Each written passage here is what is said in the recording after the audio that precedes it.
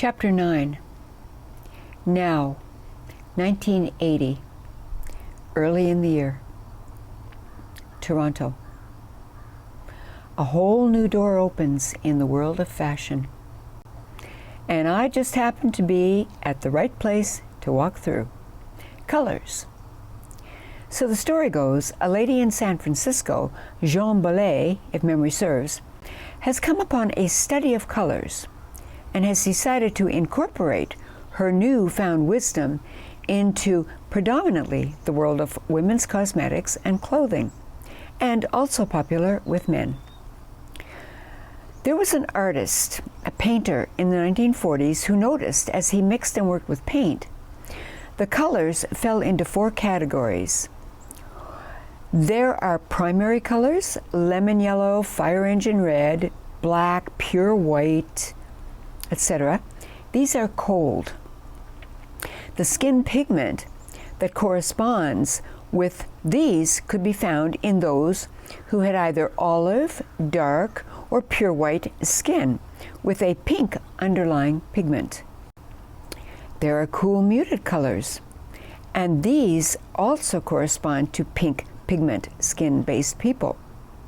These muted cool colors are softer tones such as pastels, dusty rose, French blue, American Beauty rose red.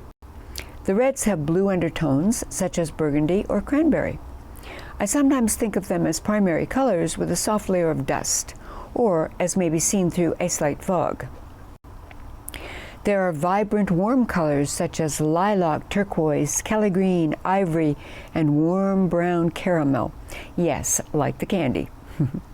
These work with peach or orange pigment skin tones, people who have honey-colored hair or ivory warm blondes, and also strawberry blondes. Then there are muted warm colors. These are the orange-based or peach-based, such as rust or rich chocolate brown, golds, orange, every shade of green except cool mint green or blue-green, teal blue, grape, purples. These correspond to those who have more deeply orange pigmented skin, and most times either auburn hair or rich mahogany brown that glints red in the sun. I happen to fall into that group. Everybody on our planet can be found in one or the other of these 4 categories of colors. Sometimes, due to centuries of generic combinations, many can be found occupying a fine borderline between the 2 groups, although will be predominantly in one or the other season. The cold colors are winter, the muted cools are summer, the vibrant warms are spring, and the rich peaches are autumn. So that's just a bit of background on the colors aspect of the fashion industry. And I was lucky enough to become very professional in that for a little while. So that's just a bit of background. I'd returned to Toronto over a year before, and my day job had been a door-to-door, or more accurately, a car dealership to car dealership salesperson. Okay, another little insert here. Just to add a bit more crazy to my now pretty calm story, about a year earlier, my then supposed husband and I returned from sunny and smoggy Los Angeles to Toronto. I say supposed because, unbeknownst to me, we had never been legally married. In Los Angeles, when you get married, you or the minister send in the papers to the county of Los Angeles to make it legal. And he never did this. In retrospect, thanks. That relationship was a nightmare. Not only did I think he resembled one of my grandfather's cow's asses, facially speaking, just features, you understand, but I never wanted to marry him anyway.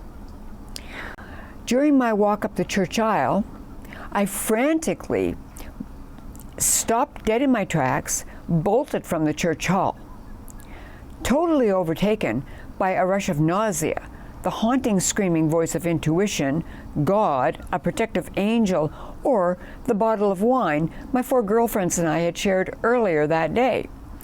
It just felt like the right thing to do.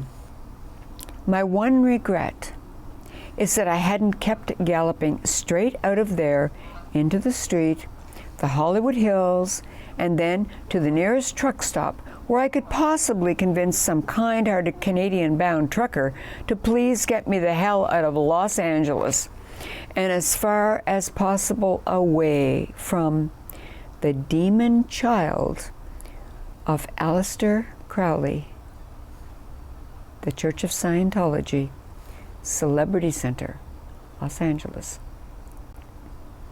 Remember my recent mention of that little bit of crazy? Well, let's call it a tsunami of insanity. As you can see, I digress. If you've ever watched any of my YouTube Quiet Moments video series, you'll note my confessions to this little charming trait, digression. Back to Toronto. We'd arrived about a year earlier. By this time, I would estimate my poor nose, so much like my grandfather's, had now been broken probably about 5 times. I'd been bitten in the hand, sleep deprived, raped, had my face slashed by a fingernail that had been manipulated to be a hardened martial arts weapon, terrorized, threatened by a knife to the throat. Well, you get the picture. And those were on the good days. Sometimes, I admit, I smile and simply congratulate myself for not only having survived, but walking away with my sense of humor intact. My self-esteem pretty much rebuilt, although that did take a few decades to finally accomplish, and a spiritual peace and connection to the multiverse and creative vast consciousness to which we all give and take, whether or not we are aware of it.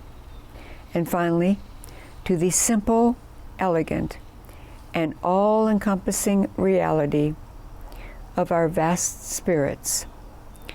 Our creative consciousness has the reins, and I can finally and simply trust the journey.